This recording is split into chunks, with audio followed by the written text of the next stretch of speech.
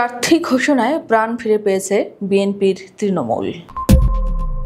২৩৭ আসনে প্রার্থী ঘোষণার পর নতুন উদ্দীপনায় সরগরম বাংলাদেশ জাতীয়তাবাদী দল বিএনপির তৃণমূল। দীর্ঘ প্রতীক্ষার অবসান ঘটায় দলীয় নেতাকর্মীদের মধ্যে উচ্ছ্বাস দেখা দিয়েছে। ব্যানার, পোস্টার, মিছিল আর গণসংযোগে মুখর এখন শহর থেকে গ্রাম পর্যন্ত মাঠ। মনোনয়ন বঞ্চিতদের ক্ষোভও ধীরে ধীরে প্রশমিত হচ্ছে। কেন্দ্রীয় নেতৃত্ব সবার প্রতি আহ্বান জানিয়েছে ধানের শীষের পক্ষে ঐক্যবদ্ধভাবে কাজ করার। আগামী ত্রয়োদশ জাতীয় সংসদ নির্বাচন সামনে রেখে এক একটি আসনে বিএনপির ৩ থেকে ১০ জন পর্যন্ত মনোনয়ন প্রত্যাশী ছিলেন। ৫ দফা জরিপ, সাংগঠনিক মতামত ও স্থায়ী কমিটির মূল্যায়নের ভিত্তিতে সোমবার ২৩৭ জন প্রার্থীর নাম ঘোষণা করে দলটি। যদিও এখনও ৬৩ আসনে প্রার্থী ঘোষণা হয়নি, কিন্তু তৃণমূল নেতাকর্মীরা সেখানে ধানের শীষের পক্ষে কাজ শুরু করেছেন।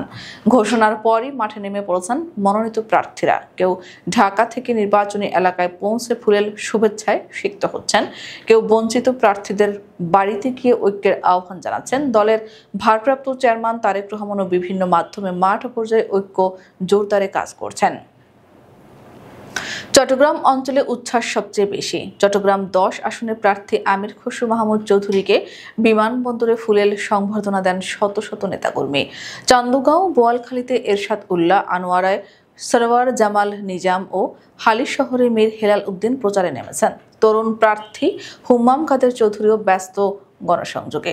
মানিকগঞ্জ ২ আসনের সাবেক শিল্পমন্ত্রী শামসুল ইসলাম নয়া মিয়ার পুত্র সাবেক এমপি ইঞ্জিনিয়ার মইনুল ইসলাম খান শান্ত ও মানিকগঞ্জ ৩ আসনের সাবেক মন্ত্রী হারুনুর রশিদ খান মুন্নুর কন্যা, বিএনপি চেয়ারপারসনের উপদেষ্টা ও জেলা বিএনপির আহ্বায়ক আফরোজা খানম রীতা গণসংযোগ শুরু করেছেন।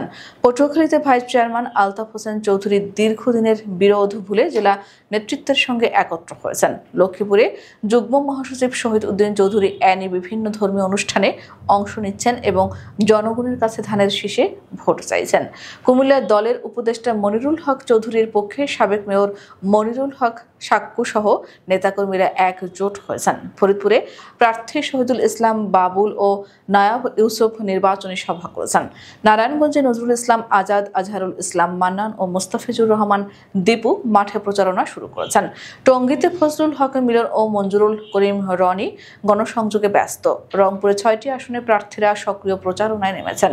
পীরগঞ্জে সাইফুল ইসলাম, রংপুর শহরে শামসুজ্জামান শামু ও গঙ্গাচড়ায় মোকাররম হোসেন সুজনের সভা মিছিল জমে উঠেছে।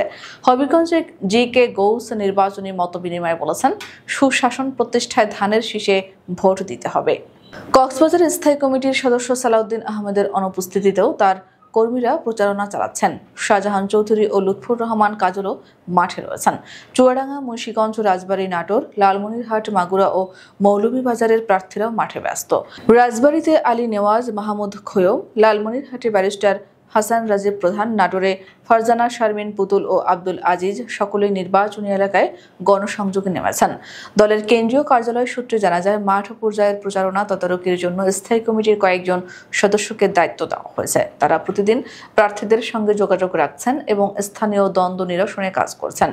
বিএনপি নেতারা মনে করছেন, এবার তৃণমূলের ঐক্য ও জনগণের আগ্রহই তাদের মূল শক্তি।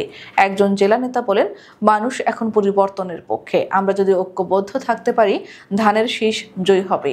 সব মিলিয়ে প্রার্থী ঘোষণার পর সারা দেশে বিএনপির তৃণমূলে এখন প্রাণ চাঞ্চল্য ও নির্বাচনী উন্মাদনা। ধানের শীষের জয়ধ্বনি ছড়িয়ে পড়ছে সর্বত্র।